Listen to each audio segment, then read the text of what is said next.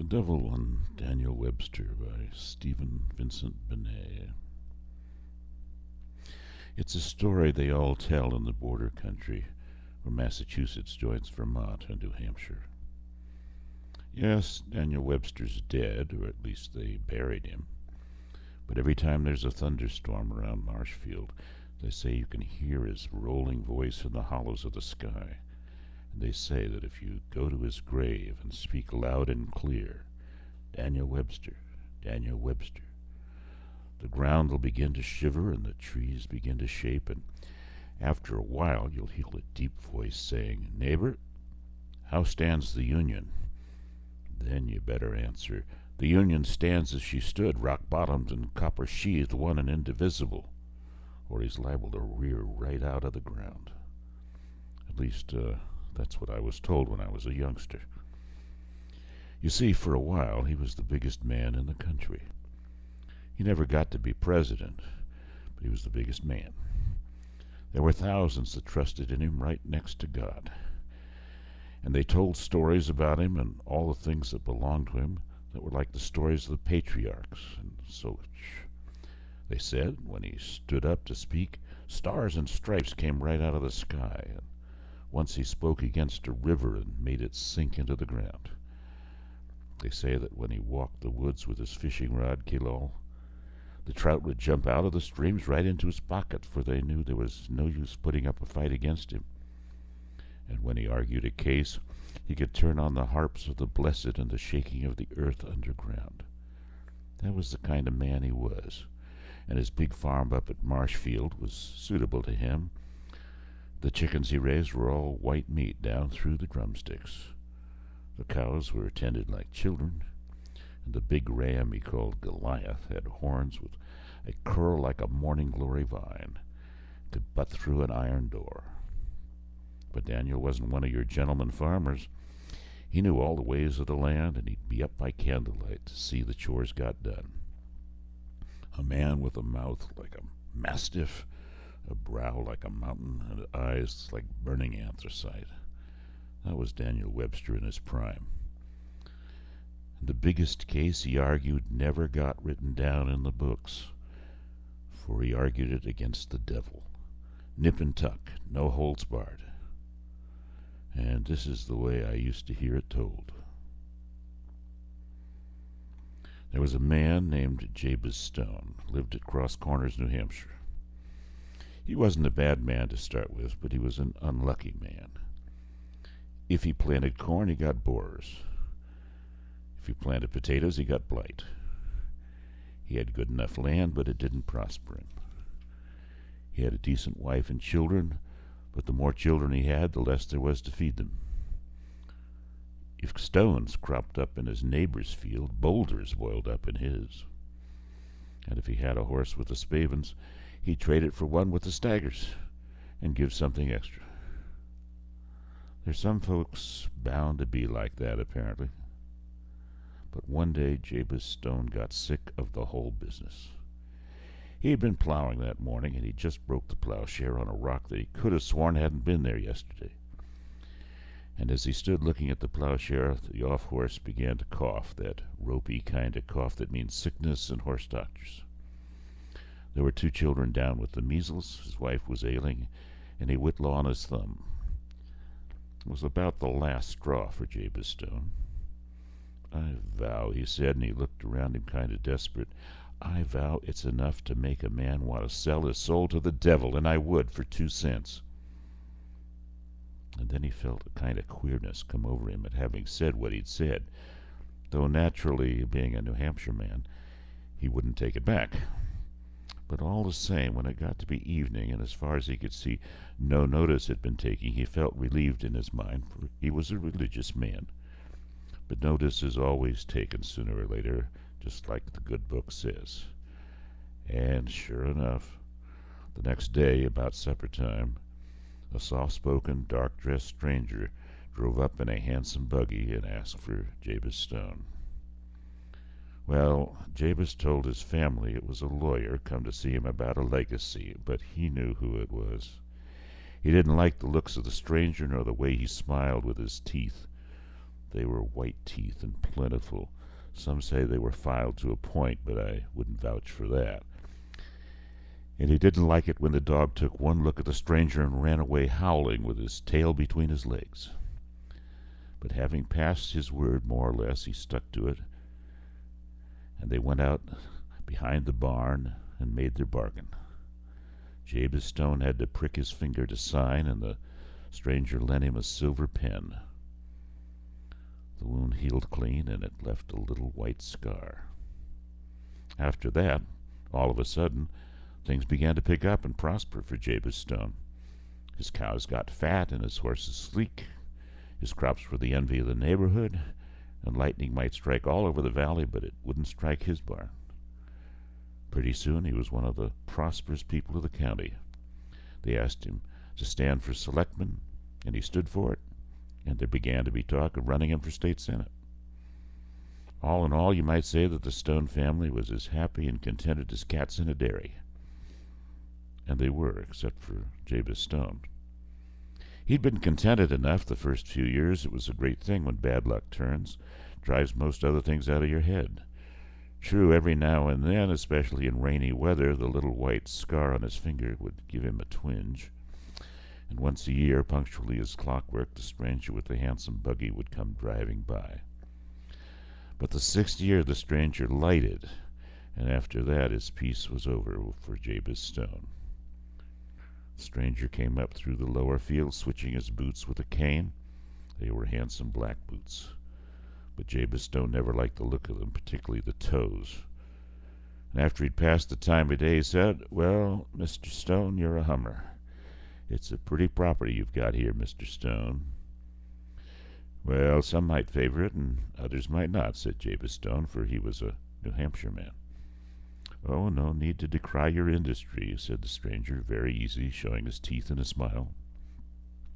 "After all, we know what's been done, and has been according to contract and specifications. So when the mortgage falls due next year, you shouldn't have any regrets." "Speaking of that mortgage, mister," said Jabez Stone, and he looked around for help, "to the earth and the sky, I'm beginning to have one or two doubts about it." "Doubts?" said the stranger, not quite so pleasantly. "Why, yes, this being the USA, and me always having been a religious man." He cleared his throat and got bolder. "Yes, sir," he said, "I'm beginning to have considerable doubts as to that mortgage holding in courts." "There's courts and courts," said the stranger, clicking his teeth. "Still, we might as well have a look at the original document," and he hauled out a big black pocketbook full of papers. "Sherwin, Slater, Stephen, Stone, I," muttered, "I, Jabez Stone, for a term of 7 years. Oh, quite in order, I think." But Jabez Stone wasn't listening, for he saw something else flutter out of the black pocketbook. It was something that looked like a moth, but it wasn't a moth. And as Jabez Stone stared at it, it seemed to speak to him in a small sort of piping voice, terrible small and thin, but terrible human. "Neighbor Stone," it squeaked. "Neighbor Stone, help me. I beg you, help me." But before Jabez Stone could stir hand or foot, the stranger whipped out a big bandana handkerchief, caught the creature in it just like a butterfly, started tying up the ends of the bandana. "Sorry for the interruption," he said, "and as I was saying—" But Jabez Stone was shaking all over like a scared horse. "That's Mr. Stephen's voice," he said in a croak, "and you've got him in your handkerchief." The stranger looked a little embarrassed. "Yes, I really should have transferred him to the collecting box," he said with a simper, "but there were some rather unusual specimens there, and I didn't want them crowded. Well, well, these little contretemps will occur." "I don't know what you mean by countertan," said Jabez Stone, "but that was Mr. Stephen's voice, and he ain't dead. You can't tell me he is. He was just as spry and mean as a woodchuck Tuesday." "Ah, in the midst of life," said the stranger, kind of pious. "Listen." And then a bell began to toll in the valley, and Jabez Stone listened, and with the sweat running down his voice, for he knew it was tolled for Mr. Stevens, and that he was dead. "These long-standing accounts," said the stranger with a sigh, "one really hates to close them, but business is business." He still had the bandana in his hand, and Jabez Stone felt sick as he saw the cloth flutter and struggle. "Are they all as small as that?" he asked hoarsely.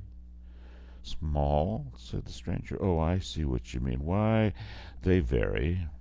He measured Jabez Stone with his eyes, and his teeth showed. "Don't worry, Mr. Stone. You go with a very good grade. I wouldn't trust you outside the collecting box. Now, a man like Daniel Webster, of course, well, we'd have to build a special box for him. And even at that, I imagine the wing spread would astonish you. He'd certainly be a prize. I wish we could see our way clear to him, but in your case, as I was saying—" "Put that handkerchief away," said Jabez Stone, and he began to beg and to pray. But the best he could get at the end was a 3 years extension with conditions. But till you make a bargain like that, you've got no idea how fast 4 years can run. By the last months of those years, Jabez Stone's known all over the state, and there's talk of running him for governor. It's dust and ashes in his mouth. For every day when he gets up, he thinks, there's one more night gone. And every night when he lies down, he thinks of that black pocketbook and the soul of Mr. Stevens, and it makes him sick at heart. Till finally he can't bear it any longer. In the last days of the last year, he hitches up his horses and drives off to see Daniel Webster. For Daniel Webster was born in New Hampshire, only a few miles from Cross Corners, and it's well known that he has a particular soft spot for old neighbors. It was early in the morning when he got to Marshfield, but Daniel was up already, talking Latin to the farmhands and wrestling with the ram, Goliath, trying out a new trotter, working up speeches to make against John G. Calhoun. But when he heard a New Hampshire man had come to see him, he dropped everything else he was doing, for that was Daniel's way. He gave Jabez Stone a breakfast that 5 men couldn't eat, went into the living history of every man and woman in cross counties, and finally asked him how he could serve him. Jabez Stone allowed that it was kind of a mortgage case. "Well, I haven't pleaded a mortgage case in a long time, and I don't generally plead now except before the Supreme Court," said Daniel, "but if I can, I'll help you." "Then I've got hope for the first time in 10 years, said Jabez Stone, and told him the details. Daniel walked up and down as they listened, hands behind his back, now and then asking a question, now and then plunging his eyes at the floor as if they'd bore through it like gimlets. When Jabez Stone had finished, Daniel puffed his cheeks and blew, and then he turned to Jabez Stone, and a smile broke over his face like the sunrise over a Monadnock. "You've certainly given yourself the devil's own row to hoe, neighbor Stone," he said, "but I'll take your case." "You'll take it?" said Jabez Stone, hardly daring to believe. "Yes," said Daniel Webster. "I've got about 75 other things to do and the Missouri Compromise to straighten out, but I'll take your case. For if 2 New Hampshire men aren't a match for the devil, we might as well give the country back to the Indians." Then he shook Jabez Stone by the hand and said, "Did you come down here in a hurry?" "Well, I admit I made time," said Jabez Stone. "You'll go back faster," said Daniel Webster, and he told him to hitch up Constitution and Constellation to the carriage. They were matched grays with one white forefoot, and they dropped like greased lightning. Well, I won't describe how excited and pleased the whole Stone family was to have the great Daniel Webster for a guest. But when they finally got there, Jabez Stone had lost his hat on the way, blown off when they overtook a wind. But he didn't much account for that, and after supper he sent the family off to bed, for he had the most particular business with Mr. Webster. Mrs. Stone wanted them to sit in the front parlor, but Daniel Webster knew front parlors, and he said he preferred the kitchen. So it was there that they sat, waiting for the stranger, with a jug on the table between them and a bright fire on the hearth, the stranger being scheduled to show up on the stroke of midnight, according to specification. Well, most men wouldn't have asked for better company than Daniel Webster and a jug. But with every tick of the clock, Jabez Stone got sadder and sadder. His eyes roved around, and though he sampled the jug, you could see he couldn't taste it. Finally, on the stroke of 11:30, he reached over and grabbed Daniel Webster by the arm. Mr. Webster, he said, and his voice was shaking with fear and a desperate courage. "For God's sakes, Mr. Webster, harness your horses and get away from this place while you can." "You've brought me a long way, neighbor, to tell me you don't like my company," said Daniel Webster, quite peaceable, pulling at the jug. "Miserable wretch that I am," groaned Jabez Stone. "I brought you a devilish way, and now I see my folly. Let him take me if he wills. I don't hanker after it, I must say, but I can stand it. But you're the Union's stay and New Hampshire's pride. He mustn't get you, Mr. Webster. He mustn't get you." Daniel Webster looked at the distracted man, all gray and shaking in the firelight, and laid a hand on his shoulder. "I'm obliged to you, neighbor Stone," he said gently. "It's kindly thought of. But there's a jug on the table and a case in hand, and I've never left a jug or a case half finished in my life." And just at that moment there was a sharp rap at the door. "Ah," said Daniel Webster very coolly, "I thought your clock was a trifle slow, neighbor Stone." He stepped into the door and opened it. "Come in," he said.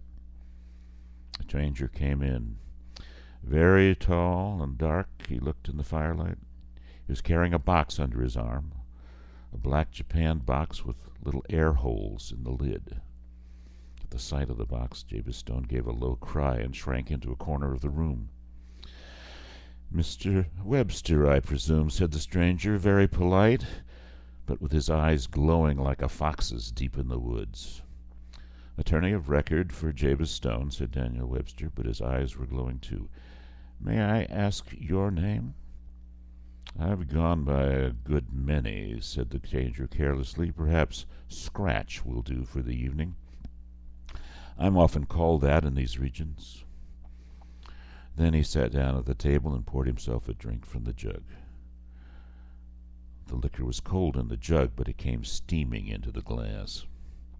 "And now," said the stranger, "I shall call upon you, as a law-abiding citizen, to assist me in taking possession of my property."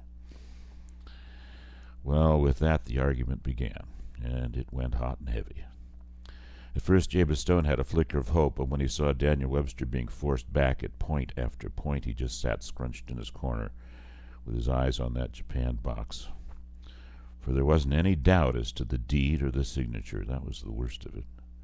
Daniel Webster twisted and turned and thumped his fist on the table, but he couldn't get away from that. He offered to compromise the case. The stranger wouldn't hear of it. He pointed out that the property had increased in value, and that state senators ought to be worth more. The stranger stuck to the letter of the law. He was a great lawyer, Daniel Webster, but we know who's the king of lawyers, and the good book tells us. And it seemed as if for the first time Daniel Webster had met his match. Finally the stranger yawned a little.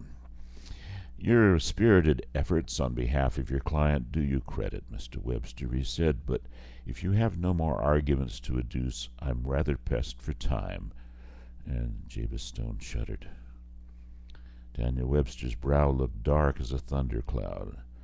"Pressed or not, you shall not have this man," he thundered. "Mr. Stone is an American citizen, and no American citizen may be forced into the service of a foreign prince. We fought England for that in 1812, and will fight all hell for it again." "Foreign?" said the stranger. "And who calls me a foreigner?" "Well, I never yet heard of the devil of your claiming American citizenship," said Daniel Webster with surprise. "And who with better right?" said the stranger with one of his terrible smiles. "When the first wrong was done to the first Indian, I was there. When the first slaver put out for the Congo, I stood on her deck. Am I not in your books and stories and beliefs from the first settlements on? Am I not spoken of still in every church in New England? 'Tis true that the North claims me for a Southerner and the South for a Northerner, but I am neither. I am merely an honest American like yourself, and of the best descent. For to tell the truth, Mr. Webster, though I don't like to boast of it, my name is older in this country than yours." "Aha," said Daniel Webster with the veins standing out on his forehead. "Then I stand on the Constitution. I demand a trial from my client." "The case is hardly one for an ordinary court," said the stranger, his eyes flickering, "and indeed the lateness of the hour." Let it be any court you choose, so as long as it is an American judge and an American jury, said Daniel Webster with his pride. Let it be the quick or the dead, I'll abide the issue. You have said it, said the stranger, and pointed his finger at the door. And with that, and all of a sudden, there was a rushing of wind outside and a noise of footsteps. They came, clear and distinct through the night, and yet they were not the footsteps of living men. In God's name, who comes so late? Cried Jabez Stone in an ague of fear. The jury, Mr. Webster demands, said the stranger, sipping at his boiling glass. You must pardon the rough appearance of one or two. They will have come a long way. And with that the fire burned blue, and the door blew open, and 12 men entered, one by one. If Jabez Stone had been sick with terror before, he was blind with terror now. For there was Walter Butler, the Loyalist who spread fire and horror through the Mohawk Valley in the times of the Revolution. And there was Simon Girty, the renegade who saw white men burned at the stake and whooped with the Indians to see them burn. His eyes were green like a catamount's, and the stains on his hunting shirt did not come from the blood of the deer. King Philip was there, wild and proud as he had been in life, with the great gash in his head that gave him his death wound, and cruel Governor Dale, who broke men on the wheel. There was Morton of Merrymount, who so vexed the Plymouth colony with his flushed, loose, handsome face and his hate of the godly. There was Teach, the bloody pirate, with his black beard curling on his breast, the Reverend John Smeet, with his strangler's hand and his academic gown, walked as daintily as he had to the gallows. The red print of the ropes was still around his neck, but he carried a perfumed handkerchief in one hand. One and all they came into the room, with the fires of hell still upon them, and the stranger named their names and their deeds as they came, till the tale of the 12 was told. Yet the stranger had told the truth. They had all played a part in America. "Are you satisfied with the jury, Mr. Webster?" said the stranger mockingly, when they had taken their places. The sweat stood upon Daniel Webster's brow, but his voice was clear. "Quite satisfied," he said, "though I miss General Arnold from the company." "Benedict Arnold is engaged upon other business," said the stranger with a glower. "Ah, you asked for a justice, I believe." He pointed his finger once more, and a tall man, soberly clad in Puritan garb, with the burning gaze of the fanatic, stalked into his room and took the judge's place. "Justice Hawthorne is a jurist of experience," said the stranger. "He presided at certain witch trials once held in Salem. There were others who repented of the business later, but not he." "Repent of such notable wonders and undertakings?" said the stern old justice. "Nay, hang them all." And he muttered to himself in a way that struck ice into the soul of Jabez Stone. Then the trial began, and as you might imagine, it didn't look anyways good for the defense. And Jabez Stone didn't make much of a witness in his own behalf. He took one look at Simon Girty and screeched, and they had to put him back in his corner in a kind of a swoon. Didn't halt the trial, though. The trial went on, as trials do. Daniel Webster had faced some hard juries and hanging judges in his time, but this was the hardest he'd ever faced, and he knew it. They sat there with a kind of glitter in their eyes, and the stranger's smooth voice went on and on. Every time he'd raise an objection, it would be objection sustained. But whenever Daniel objected, it would be objection denied. Well, you couldn't expect fair play from a fellow like this Mr. Scratch. It got to Daniel in the end, and he began to heat like iron in the forge. When he got up to speak, he was going to flay that stranger with every trick known to the law, and the judge and jury too. He didn't care if it was contempt of court or what would happen to him for it. He didn't care any more about what happened to Jabez Stone. He got madder and madder thinking of what he'd say. And yet, curiously enough, the more he thought about it, the less he was able to arrange his speech in his mind. Till finally it was time for him to get on his feet, and he did so, all ready to bust out with lightnings and denunciations. But before he started, he looked over the judge and jury for a moment, such being his custom, and he noticed the glitter in their eyes was twice as strong as before, and they all leaned forward, like hounds just before they get the fox. They looked, and the blue mist of evil in the room thickened as he watched them. Then he saw what he'd been about to do, and he wiped his forehead as a man might who's just escaped falling into a pit in the dark. For it was him they'd come for, not only Jabez Stone.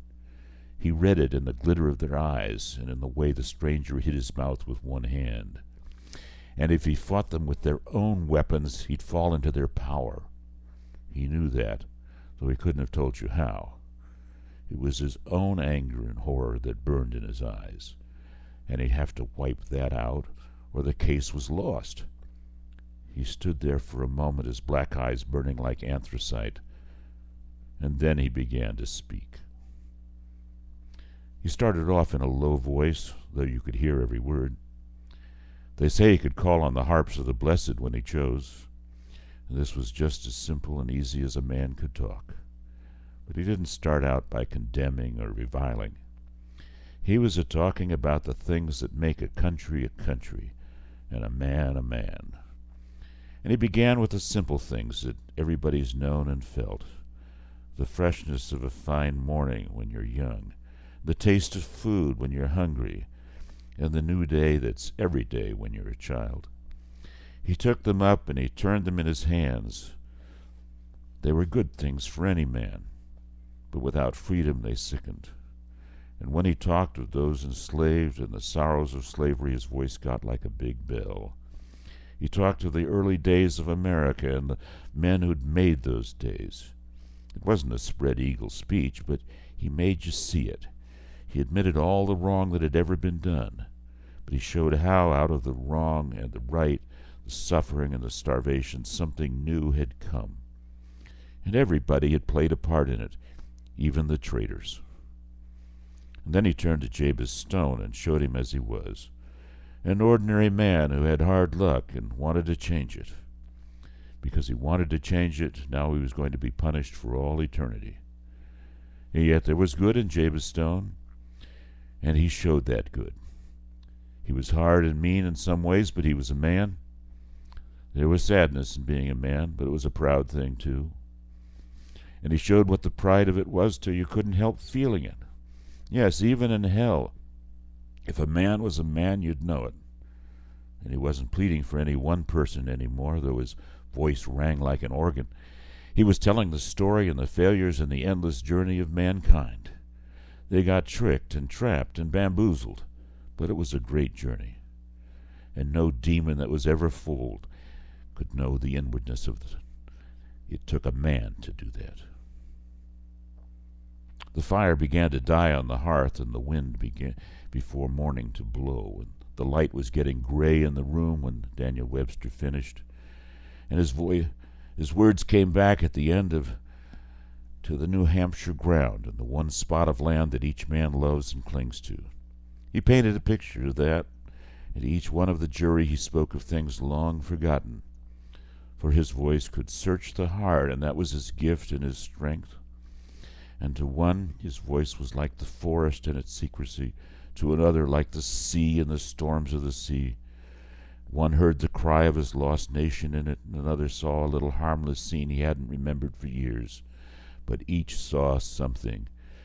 And when Daniel Webster finished, he didn't know whether or not he'd saved Jabez Stone, but he knew he'd done a miracle, for the glitter was gone from the eyes of judge and jury, and for a moment they were men again, and knew they were men.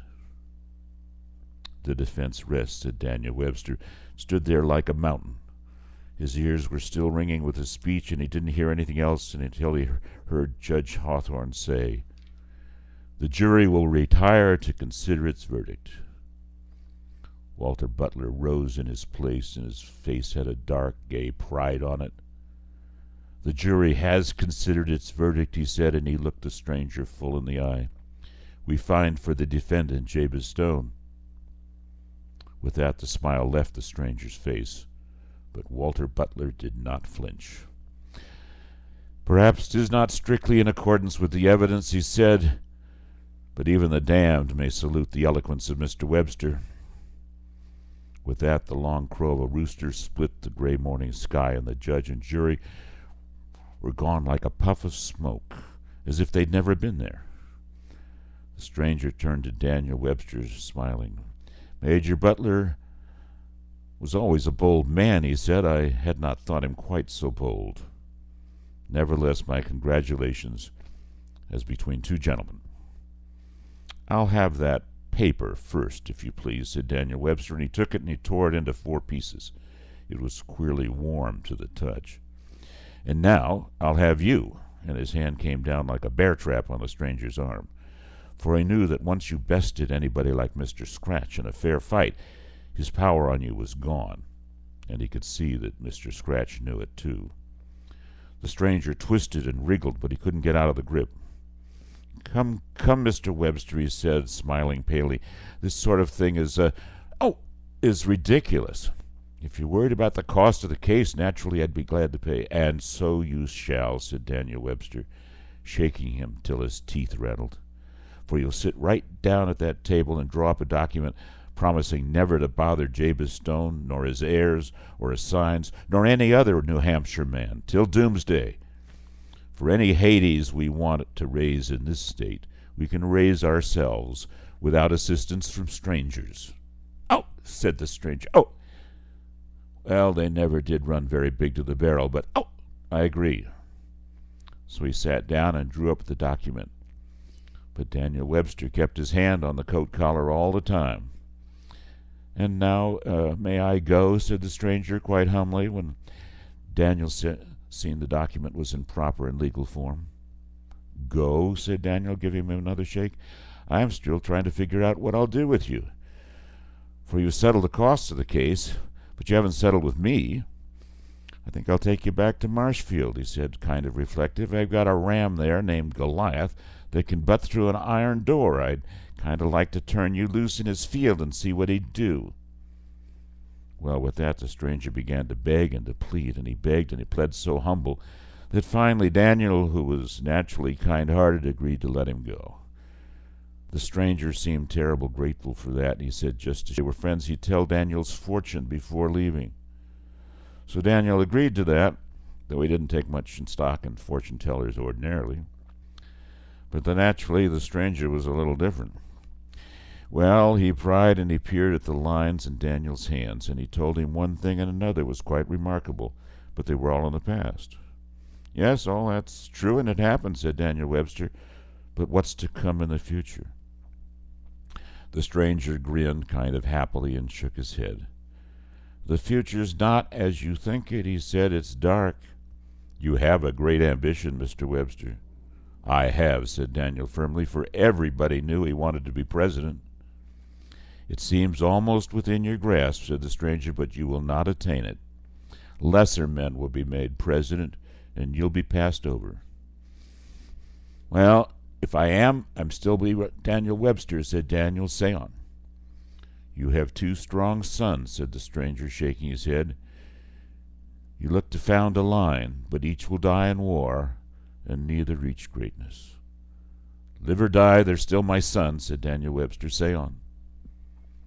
"You have made great speeches," said the stranger. "You will make more." "Ah," said Daniel Webster, "but the last great speech you make will turn many of your own kind against you. They will call you Ichabod. They will call you by other names. Even in New England some will say you've turned your coat and sold your country, and their voices will be loud against you till you die." "If it's an honest speech, it does not matter what men say," said Daniel Webster. Then they looked at the stranger, and their glances locked. "One question," he said. "I have fought for the Union all my life. Will I see that fight won against those who would tear it apart?" "Not while you live," said the stranger grimly, "but it will be won. And after you are dead, there are thousands who will fight for your cause because of words you spoke. "Why, then, you long-barreled, slab-sided, lantern-jawed, fortune-telling note-shaver," said Daniel Webster with a great roar of laughing, "be off with you to your own place before I put my mark on you. For by the 13 original colonies, I'd go to the pit itself to save the Union." And with that he drew back his foot for a kick that would have stunned a horse. But it was only the tip of his shoe that caught the stranger, but he went flying out the window with his collecting box under his arm. "And now," said Daniel Webster, seeing Jabez Stone beginning to rouse from his swoon, "let's see what's left in the jug, for it's dry work talking all night. I hope there's pie for breakfast, neighbor Stone." "But they say that whenever the devil comes near Marshfield, even now, he gives it wide berth. And he hasn't been seen in the state of New Hampshire from that day to this. I'm not talking about Massachusetts or Vermont."